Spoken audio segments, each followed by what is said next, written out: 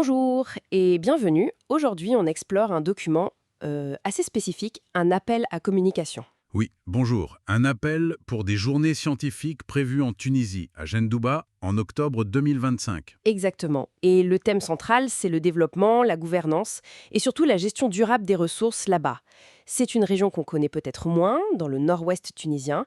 Beaucoup de potentiel, forêts, montagnes, eau, Mhm. mais historiquement un peu en marge par rapport à la côte, c'est ça. C'est tout à fait ça. Et ce document d'emblée, il pointe une tension fondamentale. Comment on fait pour utiliser ces richesses naturelles pour l'économie, pour les gens, sans tout abîmer? Surtout avec les défis actuels. Bah oui, le stress hydrique, les changements climatiques, c'est un contexte, disons, compliqué. Les sources montrent bien qu'il y a eu des projets, des barrages, des zones touristiques. Ah oui. Mais voilà, aujourd'hui, on se demande si c'était vraiment adapté, si ça a bien pris en compte la durabilité, la gouvernance locale. Donc, notre exploration aujourd'hui, c'est de comprendre ces grands enjeux pour Jean Douba. Concilier l'humain et l'environnement. Ok, alors allons-y. Concrètement, sur quoi les chercheurs vont-ils devoir plancher? Quels sont les points clés? L'appel s'articule autour de 4 axes principaux. Le premier, c'est cet équilibre assez délicat entre aménager et protéger. Aménager et protéger, c'est-à-dire? Mais protéger le patrimoine naturel, les paysages uniques comme les montagnes de Kroumiri ou le littoral de Tabarka. Mhm. Mais en même temps, il y a les activités humaines, le tourisme, l'agriculture et le changement climatique qui rajoute une couche. D'accord, donc comment on gère cette pression, en fait? Voilà. Comment concilier les deux face à ces contraintes bien réelles? Et le deuxième axe, vous disiez, l'agriculture, sans doute. Ouais, C'est crucial là-bas, j'imagine. exactement. Le deuxième axe se penche sur le développement agricole. C'est très lié à l'eau, aux grands barrages, au périmètre irrigué. Mhm. Alors, la question c'est quel impact ça a sur les territoires ruraux, sur les agriculteurs, souvent en situation précaire? Et surtout, comment on peut rendre tout ça plus durable? Transformer les systèmes d'exploitation alors que l'eau et la terre se font plus rares. Oui, c'est le défi majeur. Et ce qui est intéressant aussi, c'est que ça ne parle pas que d'environnement ou d'agriculture. Le document mentionne les villes, les campagnes. Oui, c'est le troisième axe. Les dynamiques ville-campagne.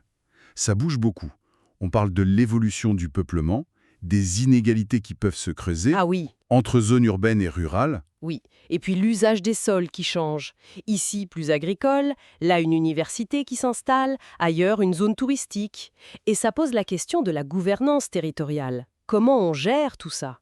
Surtout avec ce qu'ils appellent la communalisation intégrale. C'est-à-dire, En gros, les mairies ont maintenant autorité sur tout le territoire, y compris les zones rurales, les forêts, qui avant étaient un peu à part. C'est nouveau, ça change la donne pour la gestion. d'accord, je vois. Et le dernier axe alors? Vous avez parlé de 4 axes. Le quatrième est très spécifique à Gendouba, sa position frontalière avec l'Algérie. Ah, intéressant. Oui, là on regarde les dynamiques transfrontalières, des échanges, souvent informels, la mobilité des gens.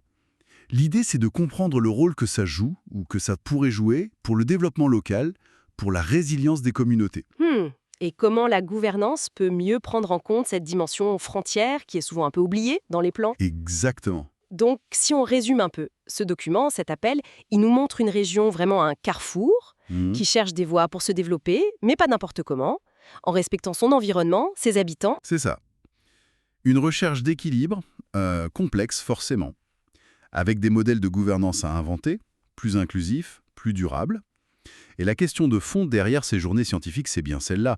Comment on passe de l'analyse, de la recherche? À l'action concrète. Voilà. Comment la connaissance produite peut vraiment aider sur le terrain, outiller les décideurs, les acteurs locaux pour faire des choix éclairés et équitables. Tout à fait. Et ça nous laisse avec une réflexion qui dépasse Jean Douba, finalement. Comment nos sociétés, de manière générale, peuvent mieux intégrer cette préservation des écosystèmes, ce patrimoine local, au cœur même des stratégies de développement, surtout pour ces régions dites périphériques? C'est une question essentielle, oui. Essentielle pour un avenir qu'on espère plus juste et plus soutenable pour tous.